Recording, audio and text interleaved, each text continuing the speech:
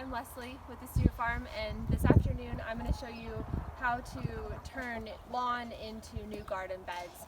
So a year ago behind me was the edge of my garden, but I wanted to expand it, and so you can see right here I rolled the tarp back. This area right in here is area that I tarped last summer and into the fall, and you can see how nice it is now. So this has not been tilled at all. This was just this tarp. These are black silage tarps that I use to smother the grass. I did then also send my chickens through it in late fall and early winter, so they helped kind of turn it up. And so now this soil, you can see I've retarped it this spring just to keep any weeds down, and it's really nice, and it'll be ready to use for planting in this spring. Something you can do to speed that up if you want is actually take like the sod, the top of the sod, and get some of the roots from the grass and just turn it over, so you can go bit by bit down your bed and then tarp it after that. I wanted to just say a few words about tarps. What I have here are black silage tarps that I purchased.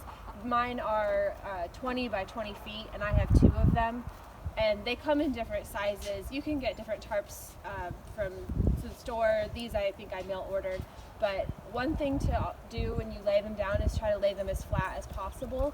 And then also when you're deciding on what size to get, think about what width and length your garden actually is. In my case, since I only have 40 feet of tarp, you can see here it ends, and I still have about 10 more feet of garden that I'm not able to reach with the tarp. So in my case, I'm just kind of piecing it together, putting the chickens on part of it, and then I'll move the chickens here to cover the rest. But ideally, I would have enough tarps to cover the whole area without having to manage the end differently. You can use anything that is solid and would keep sun and rain out. For me, the tarps are worth it because they really concentrate the heat, and so if you use tarps in the heat of the summer, that sun really can cook whatever's underneath really quickly for you. And then I use them throughout the garden in different times. If I have an area that I'm not actually using it sometime, I'll use it to smother weeds until I plant in that space again. So I use it in both building new beds and keeping weeds down in existing beds. One of the garden techniques that I really like is using something called semi-permanent raised beds for gardening. And what that is a bed that is somewhat raised above the height of your pathway, but not a lot. And you can see I don't have any borders or anything beside it. It's just soil.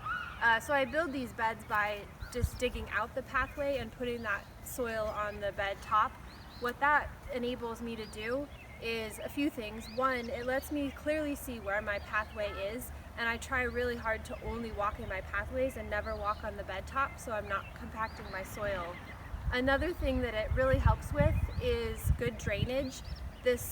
Any water that hits the bed top is able to drain more rapidly because of that raised bed. And then the third thing is that this bed top will heat up slightly earlier in the spring each year, so my crops get a little bit of an earlier start from the soil warming up earlier.